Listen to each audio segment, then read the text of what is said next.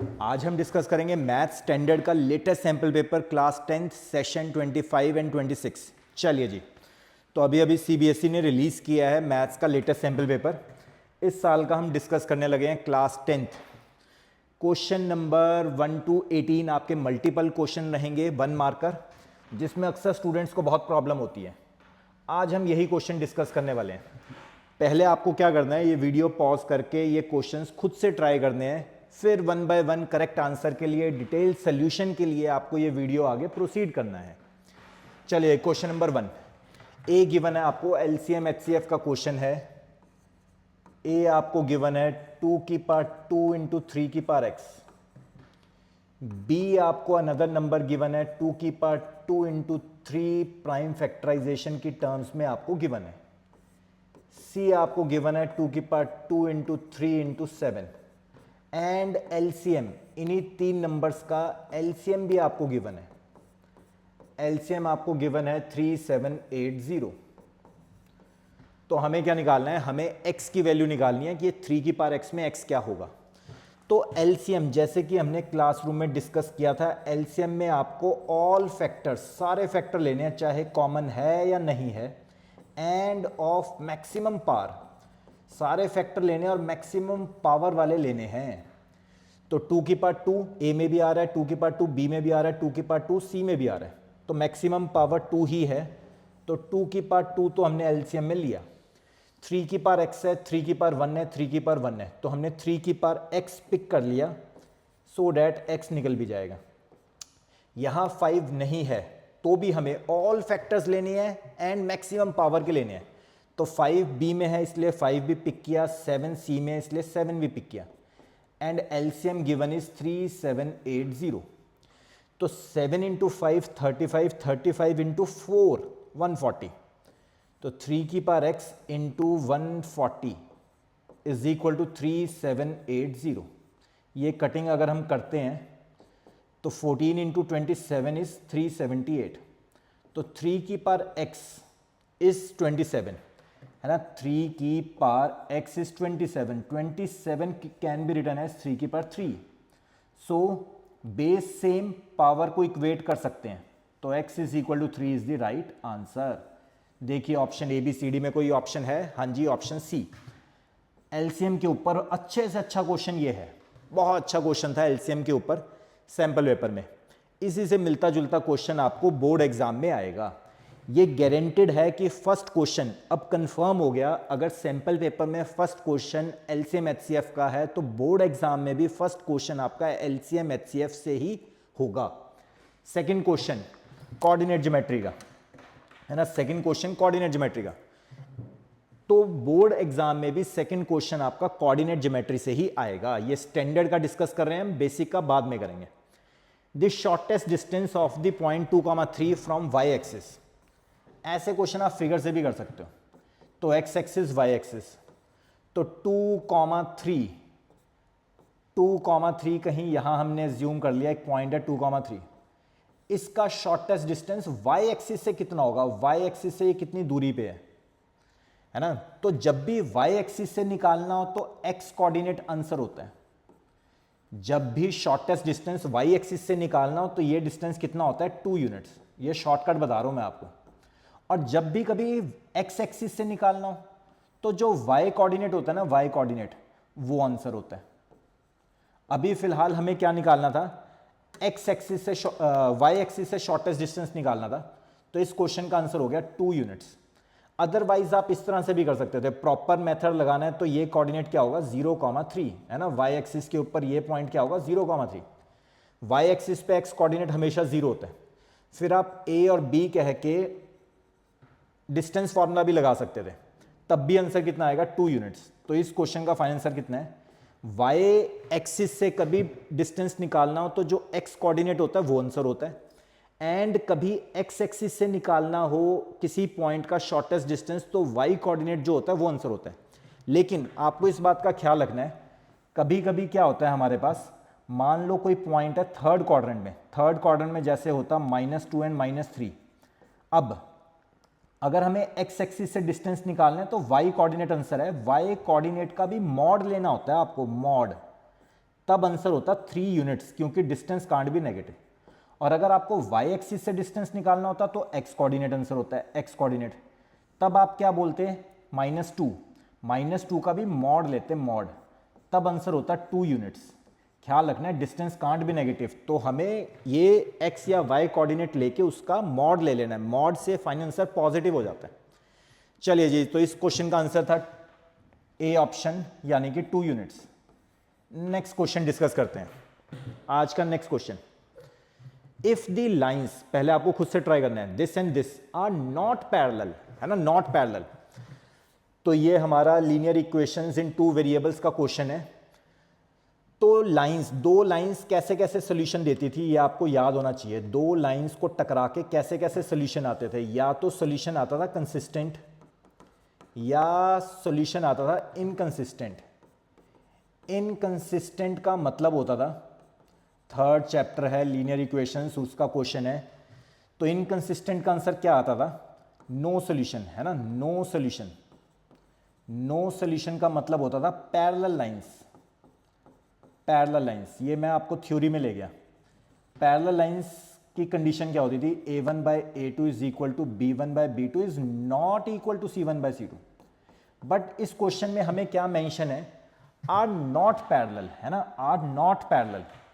तो कुछ ऐसा बताओ कि ये 2 लाइंस पैरेलल ना हो, तो नहीं होगी तो क्या होगा, या तो यूनिक सॉल्यूशन आएगा यानी कि 1 सॉल्यूशन, या फिर इनफाइनाइट मैनी सॉल्यूशन आएगा, infinite many solution. Unique solution की कंडीशन थी a1 by a2 is not equal to b1 by b2। Intersecting lines भी जिसे कहते थे, एक जगह टकराएंगी, 1 सॉल्यूशन, है ना, इंटरसेक्टिंग लाइंस 1 सॉल्यूशन। तो इतने सारे नेम्स इसी के हैं। इनफाइनाइट मैनी सॉल्यूशन होता था a1 by a2 is equal to b1 by b2 is equal to c1 by c2। तो हमें क्वेश्चन में क्या मेंशन है कि if the lines are not parallel, तो ये 2 लाइंस गिवन है और ये पैरेलल नहीं है। फर्स्ट लाइन है 3x plus 2ky minus 2 is equal to 0, equal to के उधर 0 रखोगे तो अच्छा है। 2x plus Y plus 1 is equal to 0, right side पे हमने 0 रखा। तो एक बार के लिए हम ये कोफिशिएंट करते हैं a1 बाई a2, एक बारी के लिए हम b1 बाई b2 भी करते हैं, b1 by b2, c1 by c2 भी करते हैं। तो यहां से क्लियर है कि a1 बाई a2 और c1 बाई c2 बराबर नहीं है, है ना, ये तो बराबर नहीं है। अगर ये बराबर नहीं है तो इसका क्या मतलब हो गया, ये आंसर नहीं आएगा, अब इनफाइनाइट मैनी सॉल्यूशन नहीं आएगा, क्योंकि a1 बाई a2 और c1 बाई c2 की रेशो तो बराबर नहीं है। तो इसका मतलब, और ये पहले ही मना किया गया कि पैरेलल लाइंस तो हो ही नहीं सकती। तो इस क्वेश्चन में ना तो ये आंसर देगा ना तो ये आंसर देगा, आपको आंसर देगा ये इंटरसेक्टिंग लाइंस। तो इंटरसेक्टिंग लाइन क्या कहती है, a1 by a2 is not equal to b1 by b2। 5 यहां गया, क्रॉस मल्टीप्लाई किया, यानी कि अब कंफर्म हो गया ये है कंसिस्टेंट विद यूनिक सोल्यूशन का क्वेश्चन है। तो हमने क्या किया, 5 3 15 is not equal to 4 by K 4k, k is not equal to 15 by 4। देखिए अगर कोई ऑप्शन है तो k is not equal to 15 by 4। तो इस क्वेश्चन का सही आंसर क्या आया, ऑप्शन बी। बहुत अच्छा क्वेश्चन था। तो थर्ड चैप्टर का क्वेश्चन था, बोर्ड में भी थर्ड क्वेश्चन थर्ड चैप्टर का ही आएगा, इसी से मिलता जुलता आएगा। चलिए नेक्स्ट क्वेश्चन ट्राई करते हैं। नेक्स्ट क्वेश्चन बहुत अच्छा क्वेश्चन है। A quadrilateral ABCD is drawn to circumscribe a circle. तो सर्कल को सर्कमस्क्राइब करता हुआ एक क्वाड्रिलेटरल बनाया गया है। तो लेट से ये कोई सर्कल है, इसको सर्कमस्क्राइब करता हुआ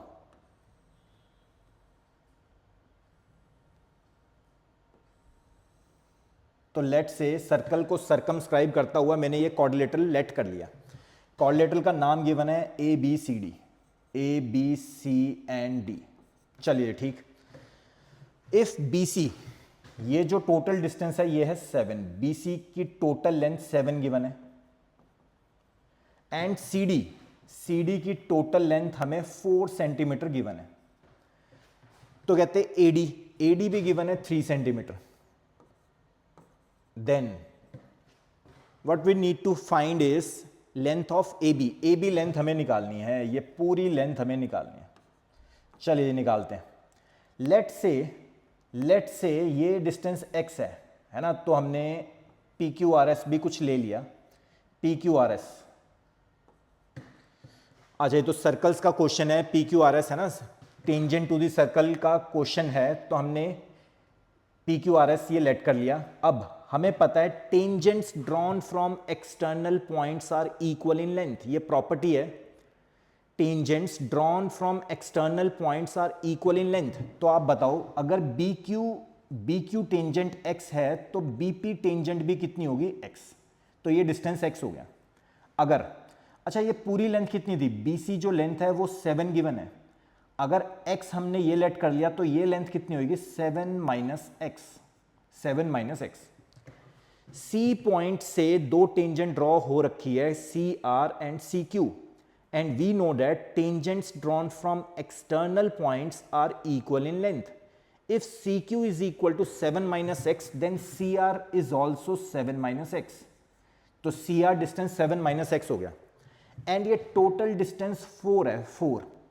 तो 4 में से अगर हमें ये लेंथ DR निकालनी है तो कैसे निकलेगी, 4 में से 7 minus x को माइनस कर दो, 4 में से 7 minus x को माइनस कर दो, तो 4 माइनस 7 प्लस एक्स, यानी कि x माइनस 3, तो dr लेंथ कितनी आ गई x minus 3। Again tangents drawn from external points are equal in length, if dr is x minus 3 then ds is also x minus 3, so ds length कितनी आ गई students x minus 3। And AD length हमें given है 3 है, AD length अगर 3 given है तो AS कितनी होगी, है ना, AD लेंथ अगर 3 गिवन है और DS मैंने अभी अभी निकाला है x माइनस 3, तो AS लेंथ कितनी होगी, AS can be written as 3 minus total length is 3 minus x minus 3, 3 में से x माइनस 3 माइनस किया तो ये कितना आ गया 3 माइनस एक्स प्लस 3, यानी कि 6 माइनस एक्स। तो AS लेंथ कितनी आ गई स्टूडेंट्स, AS लेंथ कितनी आ गई 6 माइनस एक्स। अगर ax 6 माइनस, है ना, as डिस्टेंस 6 माइनस एक्स है, and we know that tangents drawn from external points are equal in length, as is equal to AP, तो AP is also 6 minus X. Now we need to find length AB, तो required distance AB can be written as 6 minus X plus x से x cut, तो final answer is 6 centimetre. बहुत ही जबरदस्त question था। जब हम objective कर रहे हैं तो हमें ज़्यादा एक्सप्लेनेशन लिखने की ज़रूरत नहीं है, हम ये सारा काम रफ में भी शो कर सकते हैं, फेयर में करेंगे तो ज़्यादा अच्छा है। तो ए बी का आंसर आया 6 सेंटीमीटर, यानी कि ऑप्शन सी। बहुत अच्छा क्वेश्चन था, क्वेश्चन नंबर 4। चलिए ये आगे डिस्कस करते हैं। ट्रिग्नोमेट्री का बड़ा अच्छा क्वेश्चन है, 4th क्वेश्चन को आपको दोबारा से रिपीट करना है। चलिए नेक्स्ट क्वेश्चन लेते हैं ट्रिग्नोमेट्री का। बहुत ही अच्छा क्वेश्चन, बहुत इंपॉर्टेंट क्वेश्चन है, question number 5। Secant plus tan अगर x है तो सीकेंट माइनस टैन कितना होगा। इसमें एक प्रॉपर्टी है बहुत इंपॉर्टेंट, आपकी आइडेंटिटी है, 1 plus tan square theta is equal to secant square theta. बड़ा फेमस क्वेश्चन है ये, क्वेश्चन नंबर 5। सब्जेक्टिव में भी आ सकता है, 2-3 मार्क्स में भी आ सकता है। अगर ऑप्शन हटा देंगे तो यही सेम क्वेश्चन 2 मार्क्स का बन गया। तो 1 प्लस टैन स्क्वायर थीटा अगर सीकेंट स्क्वायर थीटा होता है तो सोच के बताइए 1 क्या हो गया, secant square theta minus tan square theta, है ना। Secant square theta minus tan square theta is equal to 1, ये हमारी एक स्टैंडर्ड आइडेंटिटी है। Now A square minus B square का फॉर्मूला लगाया, A plus B and A minus B, A plus B and A minus B is equal to 1। अब आपको क्या given है और क्या निकालना है। सीकेंट प्लस टैन आपको x गिवन है और आपको सीकेंट माइनस टैन निकालना है, बस ठीक है। यहां से आंसर आ गया, x यहां से क्रॉस मल्टीप्लाई हुआ तो 1/x is the right option, है ना। 1/x देखो कौन सी ऑप्शन है। बहुत अच्छा क्वेश्चन था, क्वेश्चन नंबर 5, यानी कि ऑप्शन डी। तो इस क्वेश्चन का सही आंसर क्या है, ऑप्शन डी। चलिए ट्रिग्नो का अच्छा क्वेश्चन था। नेक्स्ट डिस्कस करते हैं क्वेश्चन नंबर 6। क्वाड्रेटिक इक्वेशन का क्वेश्चन है, चैप्टर 4 का क्वेश्चन है। Which of the following is not a quadratic equation. तो not a quadratic equation. Quadratic equation कब होती है? जब x की पावर मैक्सिमम से मैक्सिमम 2 होती है तो वो क्वाड्रेटिक इक्वेशन है। x की पावर 3 है तो वो क्यूबिक इक्वेशन है। x की पावर 1 है मतलब सिंपल x में है तो वो लीनियर इक्वेशन है, 1 डिग्री इक्वेशन है। चलिए जी, तो जब हमें A B C D check करना पड़े ना, अक्सर आंसर सी या डी में से होता है, मोस्टली डी होता है। तो इस क्वेश्चन में ना हमें अगर डी से स्टार्ट करें तो ज़्यादा बेटर है, हमें आंसर जल्दी मिलेगा। तो जब भी एग्जामिनर ऐसे क्वेश्चन देता है कि हमें बाय ऑप्शन से ही चलना पड़ता है, ए चेक करेंगे फिर बी पे जाएंगे फिर सी पे जाएंगे फिर डी पे जाएंगे, हमारा तो मैक्सिमम टाइम यूज़ हो जाएगा। तो एग्जामिनर मैक्सिमम कोशिश करता है ज़्यादा से ज़्यादा हमारा टाइम वेस्ट करवाने के लिए, तो हमें भी स्मार्टली काम करना है और ऑप्शन डी से स्टार्ट करना है। तो चलिए क्वेश्चन नंबर 6 हम डी ऑप्शन से चेक करना स्टार्ट कर रहे हैं, फिर सी करेंगे फिर बी करेंगे फिर ए करेंगे। उन्होंने कहा कौन सा क्वाड्रेटिक इक्वेशन नहीं है। अगर मैं ऑप्शन डी लेके चलता हूं, है ना, ऑप्शन डी लेके चलता हूं कि लेट से डी को चेक करते हैं, x square plus 2x plus 3। तो जैसे आप इसको मल्टीप्लाई करते हो ये आ रहा है x square plus 3x plus 2। LHS से ये आ रहा है, RHS में ये गिवन है, और देखो बात यहीं बन गई, एक्स स्क्वायर से एक्स स्क्वायर कट हुआ, ये आ गया x इज इक्वल टू 1। तो ये एक लीनियर इक्वेशन है, लीनियर इक्वेशन, इसमें क्वाड्रेटिक वाली चीज कट हो गई, एक्स स्क्वायर कट हो गया, तो यही आंसर है। तो option D is the right answer, option D is the right answer. ये क्वाड्रेटिक इक्वेशन नहीं है। अब अगर मैं आपको जल्दी से चेक कराऊं, सी ऑप्शन में एक्स क्यूब आपको नजर आ रहा है, बट राइट साइड में भी a प्लस बी का क्यूब है। तो जब आप a प्लस बी का क्यूब ओपन करोगे, a cube plus B cube plus 3ab bracket a plus B, तो एक्स क्यूब की टर्म यहां से भी आएगी और यहां से भी आएगी, ये कट हो जाएगी, तो ये पक्का क्वाड्रेटिक बनेगा। तो ऑप्शन सी क्वाड्रेटिक होगा।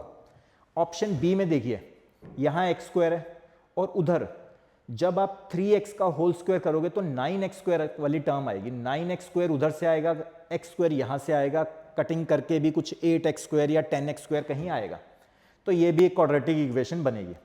फर्स्ट ऑप्शन में तो क्लियर है, यहाँ पे जैसे आप x प्लस 2 का स्क्वायर ओपन करोगे तो x स्क्वायर की टर्म आएगी। तो ठीक है, हम टाइम वेस्ट नहीं करते, option D is the right answer. ऐसे क्वेश्चंस में अब आपको एक टिप पता लग गई कि डी ऑप्शन से स्टार्ट करना है हमेशा, डी सी बी ए। चलिए जी आगे करते हैं, बहुत जबरदस्त क्वेश्चन उठाया है, question number 7। Given below is the picture of Olympic rings made by taking 5 congruent triangles circles.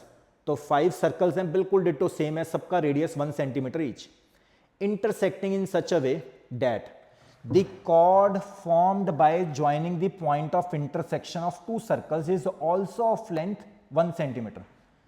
Total area आपको निकालना है डॉटेड रीजन का, 1 रीजन 2 रीजन है ना, तो ये रीजन ये रीजन ये रीजन और ये रीजन, ऐसे ऐसे 4 रीजन्स हैं हमारे पास। बड़े ध्यान से देखना है, बहुत अच्छा क्वेश्चन है। तो एक सर्कल ये था, एक सर्कल कुछ ऐसा है और एक सर्कल कुछ ऐसा है, आ जाइए। फिर यहां से एक सर्कल गिवन है और एक सर्कल आपको यहां से गिवन है, तो हमें रीजन निकालने हैं, ये रीजन 2 3 4। अच्छा फर्स्ट रीजन ध्यान से देखें अगर, है ना, फर्स्ट रीजन अगर ध्यान से देखें तो यहाँ पे इन्होंने कॉर्ड बना रखी है जिसकी लेंथ है 1 सेंटीमीटर और रेडियस का, सर्कल का जो रेडियस है वो भी 1 सेंटीमीटर है। तो एरिया ऑफ सेगमेंट एक चीज होती थी, एरिया ऑफ सेगमेंट, है ना, यहां से अगर मैं इसको 1A B और C कह दें तो एरिया ऑफ सेगमेंट में मेरा मन है ये निकालने का, ये रीजन, एरिया ऑफ सेगमेंट क्या होता था? एरिया ऑफ सेगमेंट का फॉर्मूला होता था, एरिया ऑफ सेगमेंट का फॉर्मूला होता था area of sector minus area of triangle. और ये ट्राइंगल कैसा बन रहा है ना, ये ट्राइंगल ABC ट्राइंगल, अगर मुझे ये सेगमेंट निकालनी है तो देखो ये सेक्टर निकालोगे आप पूरा, ये बाहर बाहर का पूरा सेक्टर निकाल के, पिज़्ज़ा स्लाइस निकाल के, ये सेक्टर इज पिज़्ज़ा स्लाइस में से निकाल के आप ट्राइंगल का एरिया, ABC ट्राइंगल का एरिया माइनस कर दोगे तो ये सेगमेंट का एरिया आ जाएगा जो हमें चाहिए। और ट्राइंगल भी कैसा है? इक्विलेटरल। कैसे पता लगा? कॉर्ड 1 सेंटीमीटर है, रेडियस भी 1 सेंटीमीटर है, तो ये दोनों रेडियस हो गया और ये कॉर्ड हो गया, तो ट्राइंगल कैसा हो गया? इक्विलेटरल ट्राइंगल हो गया, जिसमें ये एंगल क्या होगा? 60 डिग्री। इक्विलेटरल ट्राइंगल में ऑल एंगल्स आर 60 डिग्री। तो एरिया ऑफ सेक्टर कितना होता है? Theta upon 360 degree, theta upon 360 degree into pi r square minus area of equilateral triangle. Equilateral triangle का फॉर्मूला होता है √3/4 side square. Side square, side यहां पे इक्विलेटरल ट्राइंगल की 1 है, 1, तो 60 से 360 cut, pi r square, r is 1, radius is 1 है ना, रेडियस इज 1, तो 1 का स्क्वायर इज 1, तो पाई/6 यहां से आया minus √3/4 side square is again 1। तो 1 सेगमेंट का एरिया ये आ गया, एरिया ऑफ 1 सेगमेंट ये आ गया। और सोच के बताओ ऐसी ऐसी कितनी सेगमेंट है? 4 गलत है, 8 सही है। 8 सेगमेंट है, देखो 1 ये वाली सेगमेंट, फिर ये 2 सेगमेंट, फिर यहां पे देखें तो 3 segment, 4 segment, 5 segment, 6 segment, 7 segment, 8 segment, total 8 segments हैं। तो required area is 8 times of area of 1 segment. देखिए कोई ऑप्शन है, एरिया हमेशा स्क्वायर यूनिट्स में होता है, तो हमने भी कह दिया सेंटीमीटर स्क्वायर। ध्यान से देखिए ABCD कोई ऑप्शन है, 8 एक ही ऑप्शन में है, ऑप्शन डी में, और यही आंसर मुझे नजर आ रहा है, तो option D is the right answer. चलिए जी नेक्स्ट लेते हैं, बहुत अच्छा क्वेश्चन है फॉर विजुअली इंपेयर्ड कैंडिडेट्स। तो हम इसी का 7th का ये वाला पार्ट भी ले लेते हैं, डिस्कस कर लेते हैं। The area of circle date can be inscribed in a square. एक स्क्वायर में से एरिया ऑफ सर्कल हमें निकालना है, तो area of circle inscribed in a square of side 6/6 का स्क्वायर है। तो बाय इंस्पेक्शन आपको पता लग गई ये रेडियस कितना होगा, 3 सेंटीमीटर है ना। बाय इंस्पेक्शन हमें पता लग गई कि ये रेडियस कितना होगा, 3 सेंटीमीटर। अब हमें इसी का एरिया निकालना है, तो area of required circle pi r square, circle का area is pi r square, तो पाई इंटू 3 का स्क्वायर इज 9 पाई। कोई भी एरिया स्क्वायर यूनिट्स में तो centimetre square. Again by chance इसका भी आंसर कितना आता है, ऑप्शन डी। 7th क्वेश्चन के दोनों पार्ट्स का आंसर कितना आया, ऑप्शन डी। चलिए नेक्स्ट क्वेश्चन डिस्कस करते हैं, question number 8। Question number 8 probability का बहुत अच्छा क्वेश्चन है। अब पेयर ऑफ डाइज इज रो है ना, तो 2 डाई लेते हैं और दोनों को फेंकते हैं, तो टोटल केसेस कितने बनेंगे? एक डाई पे अगर थ्रो करने पे 6 केसेस बनते हैं, तो 2 डाइस पे 12 नहीं बनते, 2 डाई पे 36 केसेस बनते हैं। कौन से बनते हैं? लेट से फर्स्ट डाई पे 1 आता है, सेकंड डाई पे 1 आता है। लेट से फर्स्ट पे 2 आता है, फर्स्ट पे 1 आता है, सेकंड पे 2 आता है। लेट से फर्स्ट डाई पे 1 आता है, सेकंड पे 3 आता है, तो डैश 1,6। सिमिलरली 2 1 2 2 2 3 डैश 2,6, 12 केसेस तो आपके यहीं हो गए। 3 1 4 1 डैश 6 1 6 2 6 3, तो यहां से कितने केसेस हो गए? 6,6। तो टोटल केसेस हमारे पास हुए 36। तो 2 डाइस को इकट्ठा थ्रो करते हैं तो टोटल केसेस कितने बनते हैं? 36 केसेस बनते हैं, याद रखना है आपको हमेशा। चलिए जो सैंपल स्पेस आ गई 36। अब हमें क्वेश्चन में क्या गिवन है, the probability of not getting the sum 8। Sum 8 नहीं आना चाहिए, ठीक है जी। तो सम 8 नहीं आना चाहिए, तो हम क्या करते हैं, पहले सम 8 वाले ही निकालते हैं cases. Let us find probability of getting sum 8, फिर उसको बाद में 1 में से माइनस कर देंगे, है ना। या तो 8 सम आएगा या तो नहीं आएगा। टोटल प्रोबेबिलिटी हमेशा 1 होती है, किसी भी चीज की टोटल प्रोबेबिलिटी हमेशा 1 होती है। तो कभी कभी ना आने के लिए हम क्या करते हैं, 1 में से आने की प्रोबेबिलिटी को माइनस कर देते हैं, तो ना आने की प्रोबेबिलिटी निकल आती है। तो सम 8 नहीं आना चाहिए, सम 8 नहीं आना चाहिए। इसके लिए हम क्या करते हैं, 1 में से उस चीज की प्रोबेबिलिटी माइनस कर देते हैं कि सम 8 आना चाहिए। तो 1 में से वो सारे केसेस माइनस कर देंगे जब सम 8 आ रहा है। तो सम 8 कब आएगा, 2 6 में आएगा।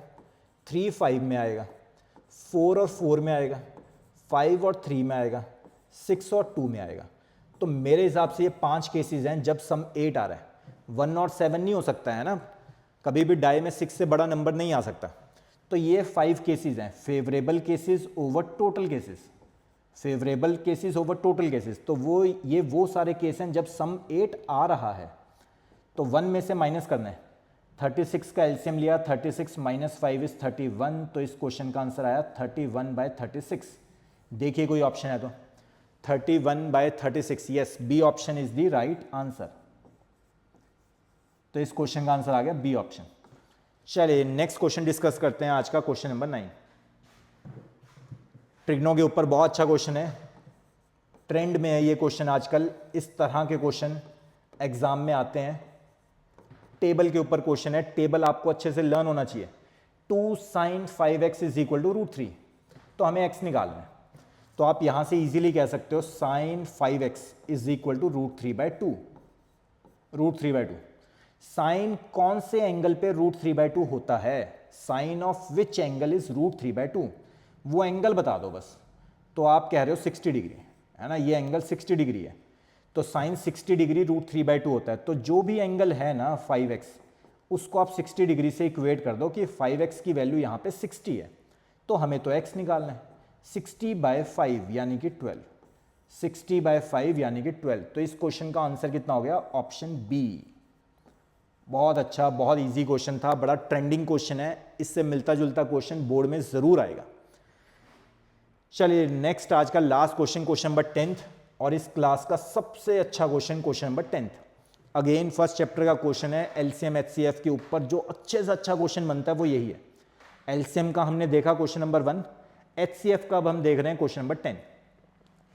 तो बोर्ड में भी 10th क्वेश्चन एचसीएफ से रिलेटेड ही आएगा। This sum of 2 numbers is 1 to 15, 2 number है उनका सम है 1 to 15 and their HCF is 81। दोनों नंबर्स का जो सबसे बड़ा कॉमन फैक्टर है वो 81 है, 81 से बड़ा नहीं है, 81 से छोटा नहीं है, दोनों का जो सबसे बड़ा कॉमन फैक्टर है वो 81 है।